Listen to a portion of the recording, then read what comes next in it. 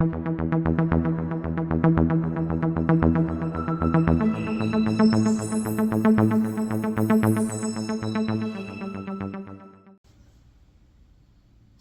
vinyl community, it's Matt here again, and today I'm going to show you what I got for Record Store Day this year. So it was last weekend, the 20th I think it was of April. So I just got a few records, as you do.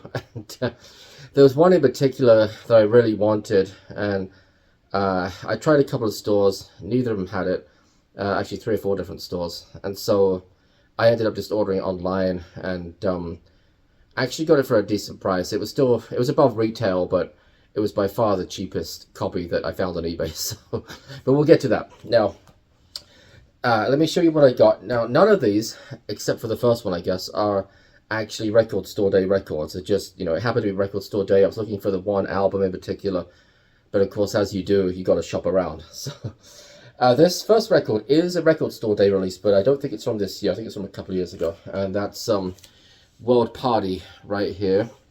And it's sort of, I don't know, timely in a sense that Carl Wallinger, who really was World Party, I was going to say he was the lead singer, but World Party really was him. He passed away not too long ago this year. He wasn't really that old either, so that was kind of sad. But this is a mixture, I think, of there's some live releases on here, and stuff that I think hadn't been released on vinyl before. Is It Like Today and Ship of Fools are the classics, of course. Well, Ship of Fools is a live version, so I'm looking forward to hearing that. I haven't listened to it yet, but yeah, this is a Record Store Day release, but I think it's from a couple of years ago. But I saw it, and it had 20% off too. They had a sale, so I had to grab it. These next 2 or 3 were just albums that were in kind of the new arrivals bin. The first one is The Main Ingredient Greatest Hits, and good sort of soul R&B funk from the 70s. So yeah, pleased to grab that. I also picked up Johnny Taylor's Greatest Hits as well, which I think it's on the Stax label. Yeah, it's on Stax Records, so nice to have that. And then don't laugh, or maybe you will. I mean, it's an okay album, I guess, but I got Legend by Poco. It's purely because it was half off. It was priced at $7, but for Record Store Day, they had a sale where any record that was under $10 was half off, so I only paid $3.50 for it. It's a promo copy, but that doesn't mean much of anything. I know some people think they're super rare, but they're usually not. There were many albums had hundreds, if not thousands, of promo copies issued back in the day. So, all right, now let's come to the record that I really wanted and that I had to order on eBay. That was this one right here. Sorry for the glare. And that is America, Live from the Hollywood Bowl, 1975. And I'm a big fan of America. I've got quite a few of their albums, and a live album too. And now I've got 2 live albums. So yeah, this is the one I really wanted, with George Martin conducting the symphony orchestra, and the usual classics are on here. Well, all the classics up to the mid-70s.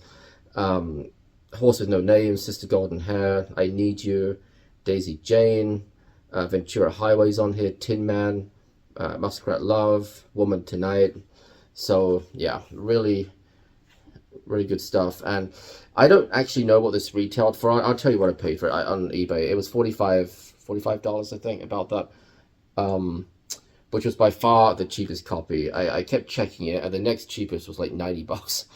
And it kept going up. And so when I saw somebody stuck one on there for 45, I was like, you know what, I'm gonna grab it. I'm gonna grab it right now, because it's possible that I may not find it anytime soon for a better price than that. And it says newly restored vault tapes from 1975, exclusive handwritten setlist artwork inside, so that'll be interesting. Natural colored vinyl. What is natural colored vinyl? I mean, natural colored vinyl would be kind of white. Does it mean black vinyl? We're going to find out. I'm going to unseal this right now. We're going to do the old pant leg trick. Now, if you haven't seen this before, I made a video about this several years ago, but it really works. So tap the record down, and that's going to shift everything nice down to the bottom. Make sure you keep a firm hold of it. Turn it over. This works best with jeans, although you can do it with other, material. And you're going to rub it like this. No comments, please. And you start to feel it getting a little warm. It's getting a little excited. And already, here we go. Boop. Unsealed. That's it. Nice way to keep the shrink on. It keeps the shrink in really nice condition. I like to have the hype sticker on it. So let's have a look. It is a 2-disc set. And, oh, indeed, it is kind of a milky, whitish vinyl, I think. We'll see in a second. I want to have a look at these handwritten, whatever this is. Let's have a look. I mean, oh, I'll show it to you. So here's the set list. Now, I mean, are they trying to claim that this has been written? It looks, I would assume this is printed. Hang on. I know, I'm sniffing it. I'm trying to see if I can detect the smell of like marker, like ink. I would have to think this is printed. I have doubts that this is like live ink. It's weird though. I mean, it doesn't say it's printed on the hype sticker. It just says that it's handwritten. But that's true, regardless of whether it's printed or not.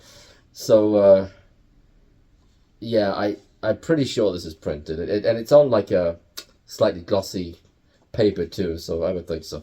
In any event, let's have a look at the records real quick. And yeah, indeed, it's this sort of whitish, translucent white right there. So I don't know if they just didn't add like the black carbon dye, to make it black vinyl. I don't know, just because they called it natural color. I thought that was interesting. But yeah, so there we go. That's what I got for Record Store Day.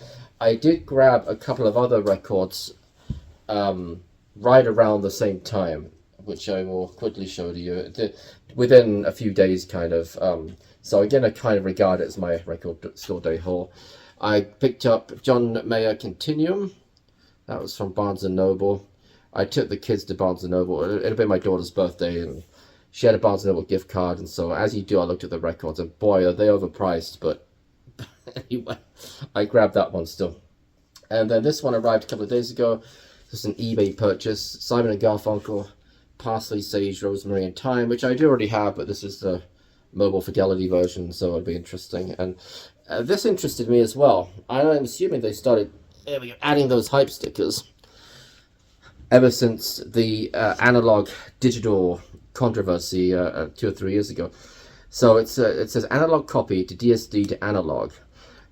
That's interesting for a couple of reasons. I expect the analog at the bottom. The analog copy at the top suggests that they didn't use the original master tape, that it was a copy of the master tape. And the DSD, I forget what it stands for, but one of the Ds is digital. And it's some high-res digital, I forget, filtering or storage or something. I looked it up one time, and now I forgot what it was. But yeah, this is number 4537. Right there, I don't know. Yeah, I probably can't see it too well. Yeah, not really. But I don't know how many of these they have pressed, but obviously many thousands. And given that it's 004537, I mean, it might, if not already, at some point it may go to 6 digits, I guess. But there we go. Yeah, it was cheap, like $30, and I thought, you know what, I'm gonna grab that. It's still brand new, still sealed. So I'll be interested to give that a listen to how it sounds. I haven't played it yet. I was waiting until I got sort of all of my Record Store Day about about that time.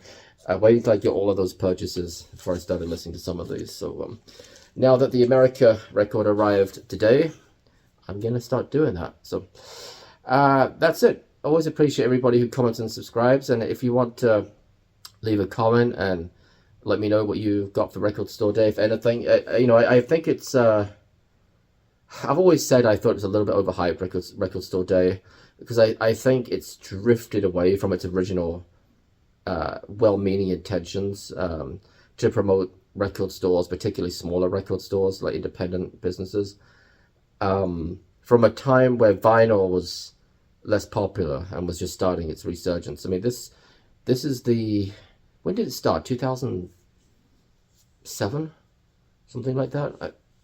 Somebody can correct me. I want to say it was about 2007 was the first year for Record Store Day. So vinyl really was maybe in the very, very early stages of making its comeback, but nothing like it is now.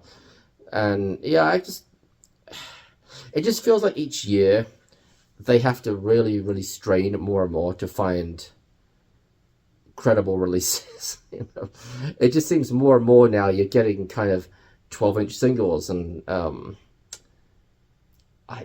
not really scraping the bottom of the barrel, but they're really having to dig deep into some artists' back catalogs to find stuff that's worthy of release. And you know, one of the record stores I tried to go to, I didn't even get in the store. I mean, I arrived a few hours after they opened. I thought, oh, it'll be fine. They were queued out the door, and I thought I'm gonna be waiting an hour in line, let alone when I get in there, which it's a small record store.